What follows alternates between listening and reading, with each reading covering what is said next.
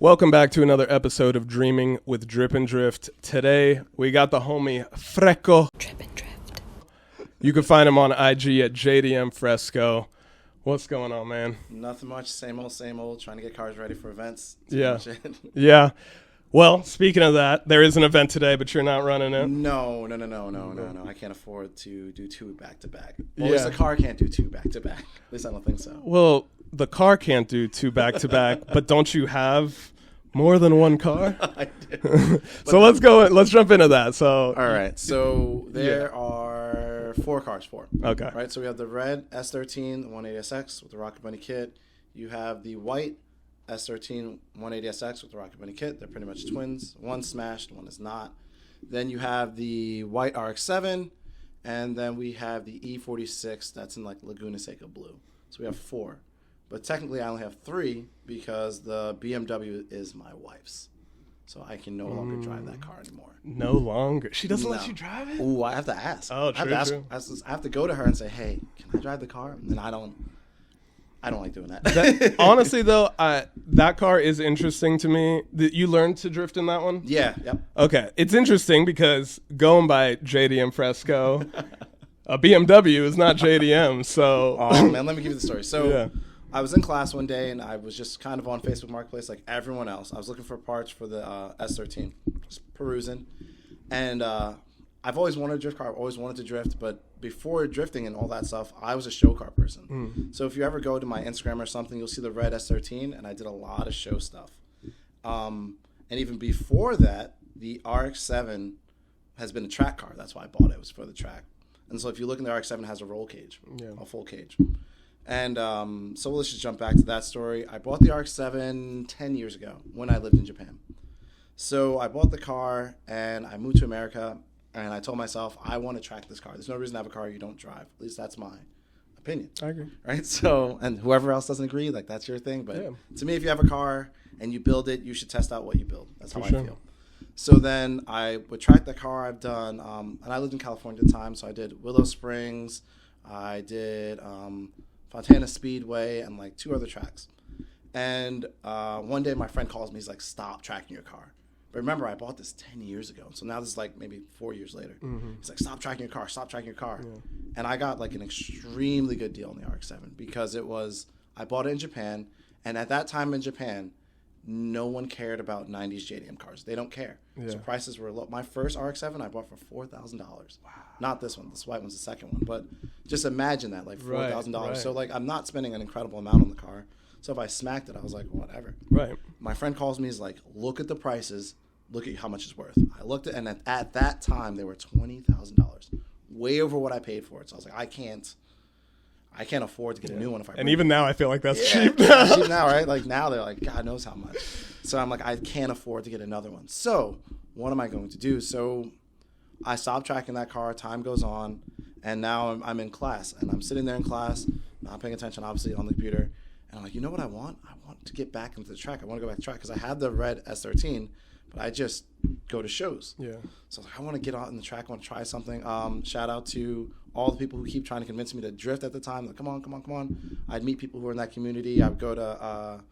We would go to meets, and then people would be like doing donuts and take over stuff. Not that it's drifting, but still kind of an introductory phase. For sure. And I would see people doing donuts, and I'm like, holy crap, those guys are good. I couldn't do a donut at that time to save my life. So I'm on the computer, and I'm just looking at Facebook Marketplace, and the BMW pops up. And it's like a super good deal. He first had it for like $10K, and I saw him coming down, and I was like, I'll just wait one more day. I waited another week. He came down again, and I was like, oh, if I don't buy this, someone's going to buy it. And why not me? So I hit him with a low price. He counter offered, and I was like, whatever. So then I went to my wife and said, this is what I want to do.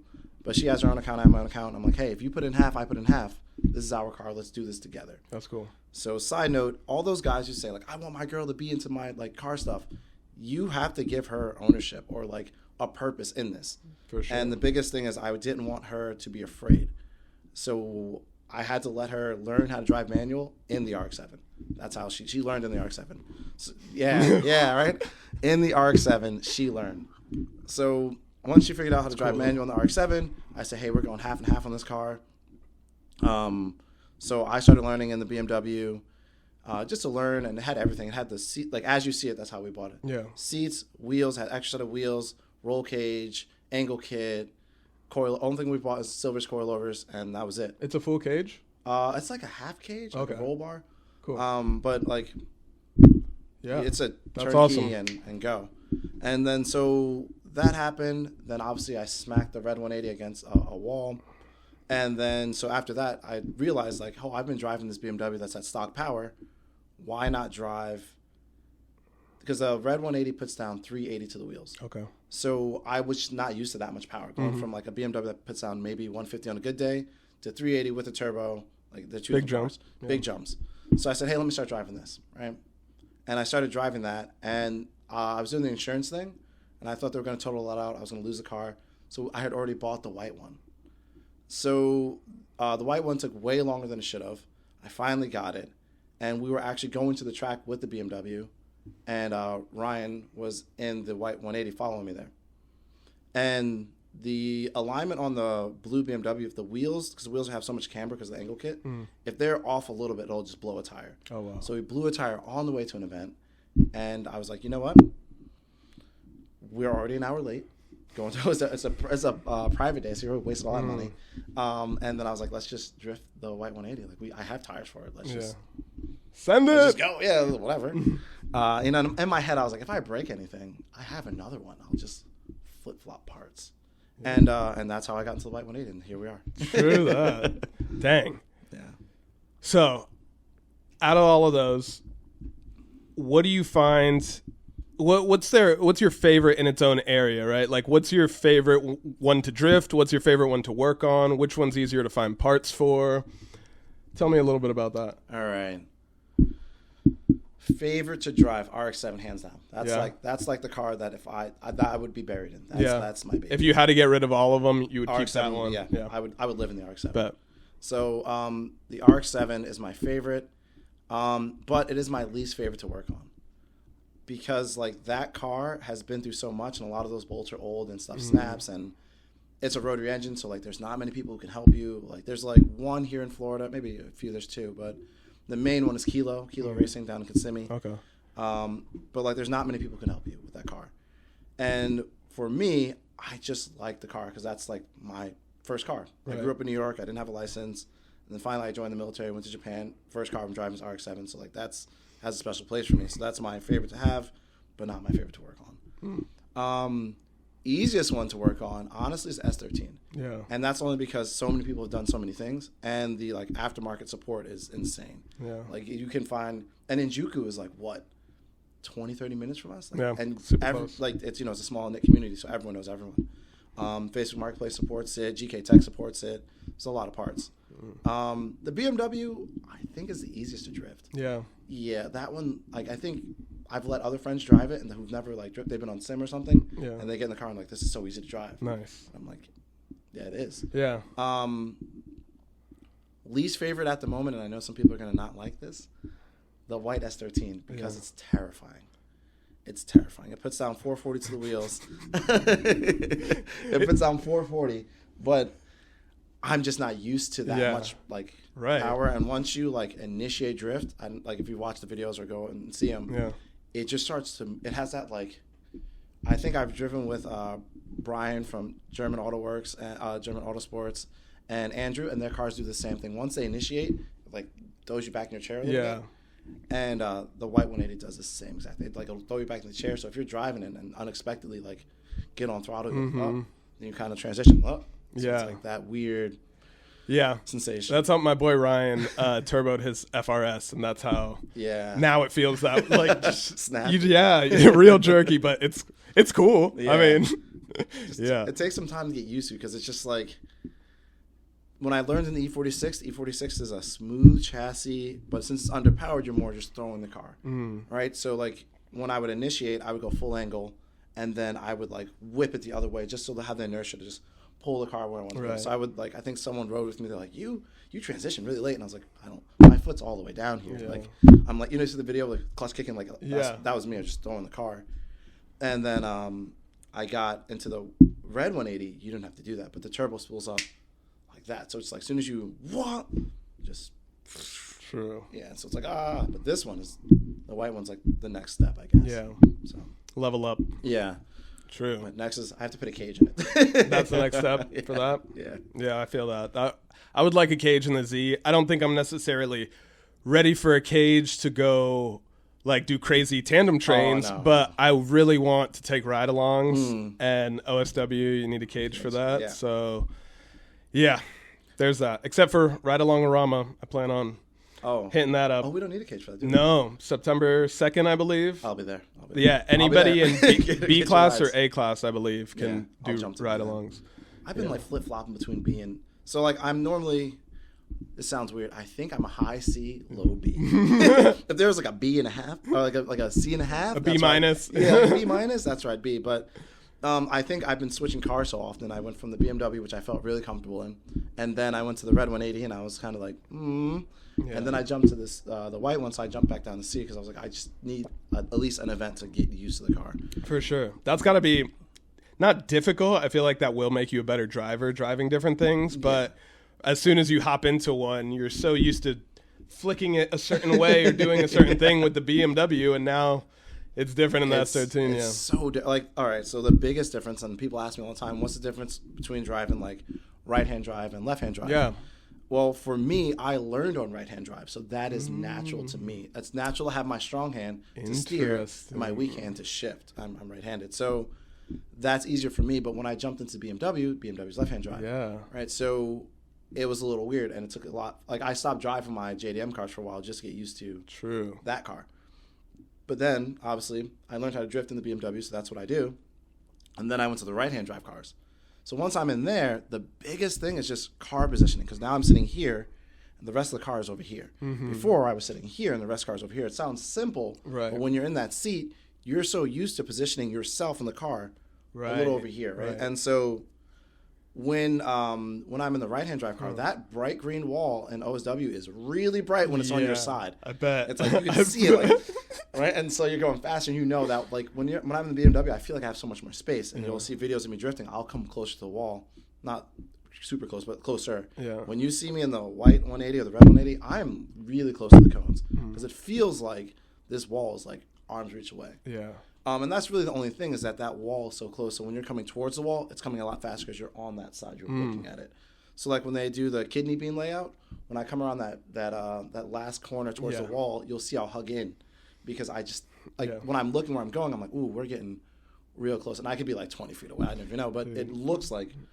I feel that even driving left hand, I hug in too, because the kidney bean is when I hit the wall. So like anytime that I've done that layout now a couple times since then, but it's just in the back of my head that like, and I've gotten better. It's been like over a year, but I'm still.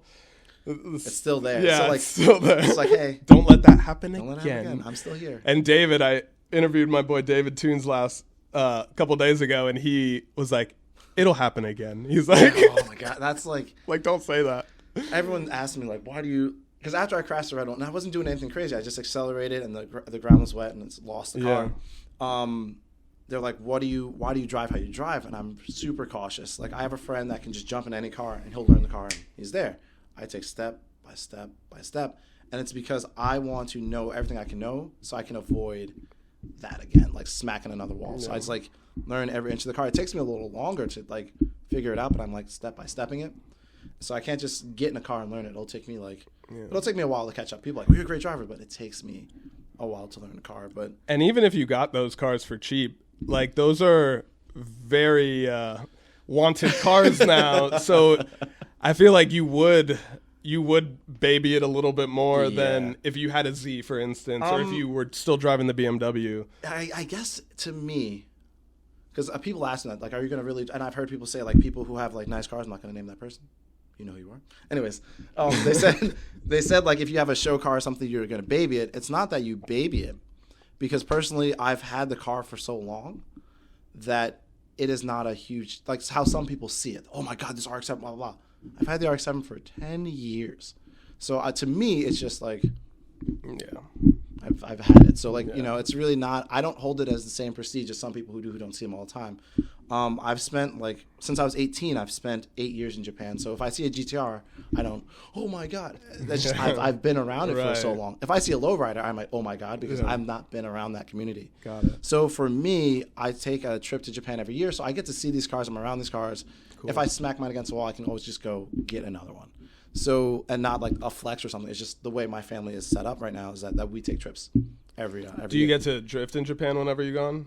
Normally, since my wife is from Japan, we don't go to stuff like that. We have like, we'll go out, and we I have kids too. So we'll go do like touristy things. Yeah. We'll go to Tokyo for, like last time we went to Tokyo for a week, went to Osaka for like a couple of days, then we went down to see my parent-in-law. So we don't drift yet, but we are planning to do that next year. We're just trying to figure out the logistics of how to get a car there and do tires. I think Sidex does something out there, so we'll contact them and we'll do it. But we're going to see if are we both going to do that, or is one person going to do it and one person is going to kind of chill out. So we're trying to figure that out for next year. So next summer, I think we're going to do it. But that's cool, though. You got to share that bond together. Yeah, it's fun. Like, the idea was to have both 180s, like, drift together. Yeah. But at the moment, she's like, those cars are too fast. So she wants to, like, get used to BMW and then... I get it. Yeah, as she should. I would like her to do that. I don't want to get doored by my own cars. Yeah. By your wife and by your own car. Yeah. Word. Well, being with Drip and Drift, I always mess that up. Dreaming with Drip and Drift here on the pod, I always ask everybody, what's some small dreams you got for drifting or for your cars, and what are some big dreams you got for yourself in the future? All right. So first we'll start with cars, right? Every car has its own, like, path that I want to take with each car. So I do want to get back into the show car scene in a sense, because I don't really have a place for the RX-7 right now. The RX-7 doesn't have a purpose, and every car I want it to have some sort of purpose. That's cool. Right? So I've bought all the parts for the RX-7. It's just another car comes in, and then that takes kind of precedence. Because the RX-7, believe it or not, I drove the RX-7 from California, where I used to live, all the way here to Orlando. Wow. And it's perfectly fine, no problems. Right? So I've never had a problem in the 10 years. So I'm always like, well, if it works, don't break it. And then obviously the S13s, the red S13, I want to build the motor and kind of be competitive. I don't think I'm not going to do like extreme competitions, but I still want to hold my own at OSW. Yeah. I want to do mid-pond. We've talked about that, going to mid-pond, Sebring, and then the West Palm coming up. So I want to do stuff like that, bigger tracks, bigger events, get out there. And I want to have a car that is like capable of keeping up. The white 180, I want to keep it as kind of a fun car. It's the car you see and you're like, oh my God, that's so cool kind of thing. But it still performs. Yeah. So where it's at, that's how I want to keep it. I want that to work. Yeah. I just want to get a cage. So Ride-O-Rama, I will definitely be there for that and kind of do events like that, fun events. Yeah. The BMW, that's just kind of a means to an end. It's just for the wife to get comfortable and learn. Once she feels comfortable, that car is gone. So if you guys are looking for a car, give me like a year. It's going to be for sale. Like, and it runs Start great. Saving up. Yeah, there's nothing wrong with the car. It's a great seat time car. Yeah. It's just, it's good to learn and then to move on. And then I would love to drift the RX-7, but everyone keeps telling me not to do it. But I want to. So, and then James Dean with his car last time. Yeah. Oh, pretty dope. Like, I want to so bad, but everyone's like, don't do it. But I'm going to do it. So, like, it's takes time. Do what you want. But if I smacked it against the wall, I will leave cars altogether. So then, overall dream with this whole drift thing, I've only been doing this for a year and some change, believe it or not. Yeah. So I feel like there's so much more to do. I'm not really like those people who want to get in competition, and I think that's so dope. Yeah. I just don't think that's for me. I'm a very competitive person, but I really just want to see where drifting will take me. For an example, like if I could be entered in some sort of contest, and then that contest, kind of like Nate Hamilton, right? Yeah. At the LZ competition, he won, and that took him to Ireland. Right. And he had that whole experience. That's what I would love to do, like see what drifting can open for me, like door-wise. Like, hey, maybe I get noticed, and I get sponsored, and now I'm just doing kind of shows around the world. I'm not really in competitions, but you're just kind of demonstrating and do demos and stuff. That's like that. the great thing about nowadays is that you don't need to be in F1 to make a living off drifting. Or not F1, FD. I understand. But yeah, you don't need to be at that level to make a good living. You could do it with this whole media stuff as well. Exactly. So. And so that's that's what I want to do. I just want to get out there and just have fun. And what I've realized, my favorite thing is I had a friend with an E46, and I had an E46, and that was the funnest day we've ever had. We didn't know what we were doing. We were just out there trying to tandem, trying to figure it out, and that was the funnest day I've ever had. So I feel that. If I could do that. So that's why I'll be more in B class coming up. I just ask that no one door me, please. Please don't door me. But that's what I want to do. I want to get out there and do that and just have fun. So awesome, man. In the end. Well, man, before we close it out, anything you want to talk about? Anything you want to ask? I have my own YouTube channel. If you guys could subscribe to that, same thing on Instagram. And it's good. It's good. Yeah. I like your stuff. And I was mentioning this before we started shooting that, like, his videos, it's not just like, I went to this drift day. He shoots from the track, but then you tie stories in really well. I don't know if you do that on purpose or if like because a lot of the times when you're at an event, like so much is going on, you don't have time to like encapsulate everything that's happened. So what I try to do is just how I'm feeling at the moment, what happened, just kind of give you guys a feel of what's going on instead of me just shooting the event and then like you guys don't understand what's going on. Like, why am I doing this or what's going on? So I just try to shoot it as like I'm telling you a story and what's going through my mind, the goods, the bads, the ugly. I don't want to hide anything. So it's always just like, hey, this is what's happening, this is going on. Because I know for me, I watch other people's videos to try to figure out what's going on with them and why they did what they did. Mm-hmm. So when I come to that like crossroads, I'm like, oh, well, Drift did this, so like I must work for him. I'm gonna do the same thing, right? Because you're never the first person to do something in actuality. So I just try to keep the videos entertaining, fun. You can see what I've done and just kind of follow along in the journey. And I'm assuming within like 5 years from now, we can look back at those videos and maybe have a laugh or like for sure. Like I was watching Samet, and he was showing his videos from like 5 years ago when he was working in his garage. Oh no, in his driveway. Now he's in J2 Formula Drift in Japan. Like, how far he's gone, you can look back at those videos and be like, man, that was cool. Look where I'm at now. So I don't think I'll be in Formula Drift, guys. I don't know more about that. But it's cool to see like where I was and then look back. Like I think I have a video on my page where I was trying to learn how to do donuts in the E46. Okay. And I was struggling. Struggle bus express. Like it was just a struggle. I was understeering. I couldn't like get it to like initiate. And then now you look where I'm at and people are like, oh my God, you're amazing. And I'm like, I barely just started. So but it's good to keep that humbleness. Like people say that I'm good and I know I'm not good. But see, that's the thing. Like I know I'm not because of where like I want to be. Oh yeah. And where like, you know, other friends that have been doing it longer. And I'm not like, I need to get there right now. But it's like, I always find it's better to take that humble route, know that you're not good, but get better. And seek improvement, right? Like, I think one of the bigger things I've seen so far, especially the Orlando Drift community, I haven't really been out further, is that everyone is helpful. No one wants to see you be terrible, right? Yeah. And as a person, what I've looked at myself is I need to understand to take criticism with the good and the bad. Some people say I'm great. Some people say, hey, you need to do this. I think K1 has always talked to me before, and he's like, you need to be more aggressive. Yeah. You need to transition harder. But he is aggressive with his driving. Oh, my God. Yeah, but he's a great driver, and I would be a fool not to listen to him. Andrew, who you had before, he's talked to me before and said, hey, you need to do this, try this and this, right? And I could easily look at myself and go, I'm not listening to them. But, like, why would I not? They're great drivers. Even sometimes people who are not great drivers, they just understand it better. Yeah. And it's always nice to be humble. Like you're saying, take that humble approach and just listen. If I didn't listen to people, I would still have the S13, and I maybe would have sold it for a lot more, but I wouldn't have had the seat time that I have now. Like a lot of people told me to get a Z, and I listened. And same with the sim. I used to hate sim driving, and I just wasn't good at it really. But everyone told me like it'll make you a lot better. Yeah. And I took that advice, and it has. So. I think that's the only thing I didn't listen to. Yeah. People are like, get rid of that S13. That S20 is going to pop. Just get you a Z. And it's like, I'm going to just wait. Yeah. Just wait it out. Wait it out till it goes. Yeah. You know, so that's the one thing I haven't done yet is get rid of that S13. Bet. Well, thanks for coming on, man. Like, subscribe. You can find him, JDM.Fresco. It's just be JDM Fresco. JDM Fresco. Instagram, YouTube, TikTok as well? Nope. That's it. Just Instagram and YouTube. That's just me busy enough. Bet. All right, guys. It's been a real one. We'll catch you next time. Peace.